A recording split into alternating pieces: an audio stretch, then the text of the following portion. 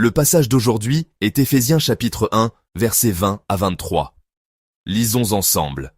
Il l'a déployé en Christ, en le ressuscitant des morts, et en le faisant asseoir à sa droite dans les lieux célestes, au-dessus de toute domination, de toute autorité, de toute puissance, de toute dignité, et de tout nom qui se peut nommer, non seulement dans le siècle présent, mais encore dans le siècle à venir. Il a tout mis sous ses pieds, et il l'a donné pour chef suprême à l'Église, qui est son corps, la plénitude de celui qui remplit tout en tous. Amen. Nous méditons ensemble sur l'épître aux Éphésiens, un livre de la Bible qui expose clairement la Christologie, c'est-à-dire qui est Jésus-Christ, et l'ecclésiologie, c'est-à-dire ce qu'est l'Église, l'assemblée des saints qui suivent Jésus-Christ. Le passage d'aujourd'hui, dans la continuité de celui que nous avons vu hier, nous présente la prière que Paul adresse à Dieu. Il y exprime le souhait que l'Église d'Éphèse connaisse Dieu plus profondément. En examinant attentivement cette prière, nous découvrons que la Christologie et l'ecclésiologie s'y entremêlent harmonieusement. Paul a intégré dans sa prière sa foi en Dieu, et c'est cette foi qui lui a permis de prier et de bénir l'Église d'Éphèse avec tant d'assurance. Alors que nous méditons ensemble sur la parole, je prie que le Saint-Esprit soit parmi nous, qu'il nous permette, à nous aussi, de connaître et de croire plus clairement au Dieu en qui nous avons foi et à la grâce qu'il nous a accordée.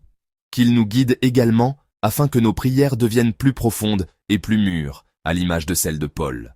Au verset 20, Paul confesse qui est Jésus-Christ. Lisons ensemble ce verset. Il l'a déployé en Christ, en le ressuscitant des morts, et en le faisant asseoir à sa droite dans les lieux célestes. Amen. Jésus-Christ est celui qui a été mis à mort. Mais en même temps, il est celui qui est ressuscité d'entre les morts, qui est monté au ciel et qui est assis à la droite de Dieu. Paul confesse que Jésus-Christ a complètement brisé la puissance de la mort et a triomphé, et qu'il est le roi qui règne sur le monde entier. Cependant, ce qui est important dans cette confession de foi, c'est que Paul souligne clairement que c'est il l'a déployé, la puissance de Dieu, qui a ressuscité Jésus d'entre les morts. Il insiste sur le fait que la résurrection de Jésus n'est pas un acte accompli par Jésus seul, mais bien une œuvre de Dieu le Père. En réalité, non seulement Paul, mais aussi de nombreux auteurs du Nouveau Testament, lorsqu'ils rapportent et témoignent de la résurrection de Jésus, proclament souvent que Dieu a ressuscité son Fils unique. Pourquoi mentionner Dieu en parlant de la résurrection? La raison principale est de proclamer avec certitude que Jésus est le Fils de Dieu et le Messie, c'est-à-dire le Christ, qui a parfaitement accompli la promesse, la volonté et le plan de Dieu. L'une des questions, souvent teintée d'incompréhension, que nous nous posons est la suivante. Le Dieu de l'Ancien Testament et celui du Nouveau Testament semblent être deux êtres complètement différents, sans lien entre eux, voire contradictoires. Comment le Dieu de l'Ancien Testament, qui se met en colère contre le péché et le juge sans détour, peut-il être le même que le Dieu du Nouveau Testament, qui pardonne les péchés et nous accueille avec amour? Cette question troublante peut nous amener à vouloir laisser de côté l'Ancien Testament pour ne garder que la douceur du Nouveau, et trouver ainsi une certaine tranquillité. Cependant, pour Paul et les autres auteurs du Nouveau Testament, l'Ancien Testament était une partie essentielle, qu'ils ne pouvaient ni abandonner ni exclure. L'évangile qu'ils prêchaient et en lequel ils croyaient prenait nécessairement sa source dans l'Ancien Testament. L'Ancien Testament nous présente le Dieu qui a créé les cieux et la terre. Il nous parle de l'humanité qui s'est rebellée contre son amour en choisissant le péché. Il nous révèle ce Dieu qui, pour restaurer la relation brisée, a appelé Israël et a fait alliance avec lui. Et malgré les rébellions et les échecs constants d'Israël, ce même Dieu ne l'a jamais abandonné et a promis d'envoyer un Messie pour restaurer et sauver l'humanité entière et le monde. Cette promesse et ce zèle de Dieu, consignés dans tout l'Ancien Testament, constituent la toile de fond indispensable de l'Évangile. Jésus est celui que Dieu a envoyé pour accomplir cette promesse, une fois pour toutes et parfaitement. Conformément aux Écritures, il est l'Emmanuel, Dieu avec nous. En tant que Fils de Dieu, il a été obéissant jusqu'à la mort pour accomplir la volonté du Père. Et Dieu a ressuscité Jésus, qui avait porté les péchés du monde en s'offrant lui-même en sacrifice. Avec la même toute-puissance par laquelle il avait créé les cieux et la terre par sa parole, il a fait triompher Jésus de la mort et l'a ressuscité. Par la résurrection, Dieu a prouvé que Jésus est véritablement son Fils, le juste, celui qui a vaincu la puissance du péché et de la mort, pour offrir à l'humanité la vie éternelle et le salut. Ainsi, Dieu, qui a ressuscité Jésus d'entre les morts, l'a ensuite élevé au ciel et l'a fait asseoir à sa droite.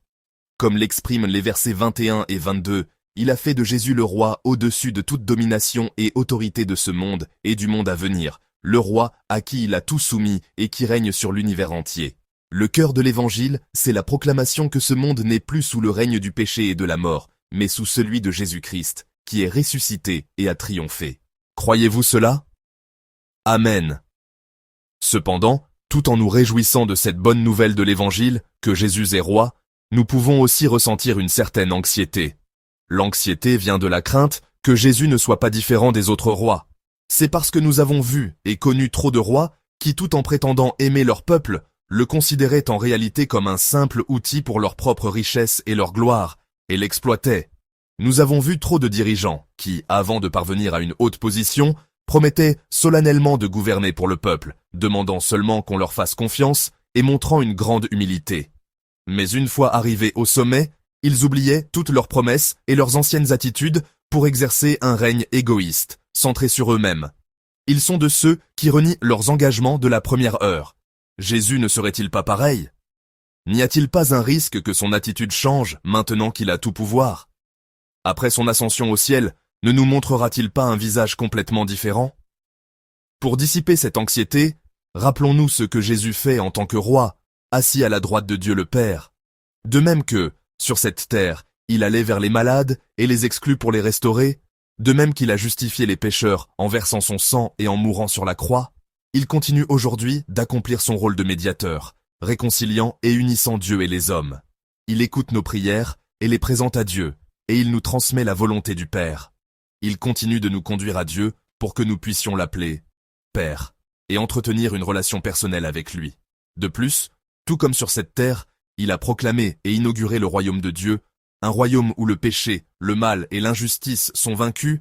Maintenant qu'il est monté au ciel, il continue de régner sur le monde avec amour et justice. Et de même qu'au dernier jour, il jugera et anéantira toutes les forces du mal et restaurera toutes choses, aujourd'hui encore, il fait reculer le péché et la mort pour faire jaillir à leur place la vie et l'espérance. Ainsi, parce que Dieu est immuable et fidèle, Jésus, le Fils de Dieu, est également immuable et fidèle. Il est un roi parfaitement bon, qui intercède fidèlement entre Dieu et nous, et qui règne avec amour et justice. Après avoir présenté Jésus comme ce roi fidèle, Paul explique ce que sont l'Église et les chrétiens. Lisons ensemble les versets 22 et 23. Il a tout mis sous ses pieds, et il l'a donné pour chef suprême à l'Église, qui est son corps, la plénitude de celui qui remplit tout en tous. Amen. Jésus-Christ est la tête de l'Église, et l'Église est son corps. De même qu'un corps ne peut ni fonctionner correctement, ni vivre sans sa tête, l'Église ne peut exister pleinement sans Jésus-Christ. Paul explique que c'est seulement en demeurant en Jésus, celui qui règne sur toute chose et qui remplit tout de sa vie, et lorsque la puissance de son amour abonde en elle, que l'Église peut être véritablement l'Église. Avoir Jésus pour tête signifie que les chrétiens, reconnaissant d'avoir reçu une nouvelle vie par la grâce de Dieu, se rassemblent pour adorer Dieu. Cela signifie se souvenir des enseignements de Jésus, les mettre en pratique et devenir ainsi semblables à lui. Cela signifie proclamer le nom de Jésus-Christ, qui est au-dessus de tout nom, et le salut merveilleux qu'il a accompli. Cela signifie aussi, par la puissance de ce même Christ, pratiquer l'amour et la justice comme il l'a fait, et conduire ainsi de nombreuses personnes à Dieu. Toutes ces choses ne peuvent se produire que lorsque le Saint-Esprit, qui est l'Esprit de Dieu envoyé par Jésus, remplit abondamment l'Église et chacun de ses membres. C'est donc sous la conduite du Saint-Esprit que l'Église peut véritablement être l'Église. Chers frères et sœurs en Christ, je prie ardemment que la parole d'aujourd'hui, selon laquelle Dieu a ressuscité Jésus et l'a fait roi, soit pour nous avant tout un sujet de joie, de gratitude et de fierté. Nous ne croyons pas en des idoles mortes, ni ne suivons de grands hommes, mais nous suivons Jésus-Christ, qui est vivant aujourd'hui. Nous sommes le peuple qui sert le véritable roi, celui qui est au-dessus de toute autorité et qui règne sur la terre entière. En Christ, qui a triomphé, nous sommes les enfants bien-aimés de Dieu, qui avons vaincu le péché et la mort, et qui jouissons de la vie éternelle. Puissions-nous affronter cette journée avec courage, en croyant et en nous confiant dans le fait que Jésus-Christ, notre roi, nous gouverne et nous protège.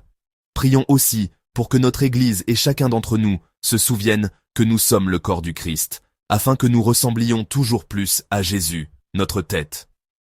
Vivons cette journée dans la sainteté, avec l'espérance que ceux qui ne connaissent pas encore Jésus puissent découvrir sa royauté en voyant nos actes d'amour et de justice accomplis à son image. Qu'ils réalisent combien il est source de bénédiction de suivre le roi Jésus et qu'ils puissent à leur tour croire en lui. Au nom du Seigneur, je vous bénis, afin que cette journée soit une journée où, sous la conduite du Saint-Esprit, vous puissiez croire au roi Jésus, le proclamer, lui ressembler et remporter la victoire par la foi.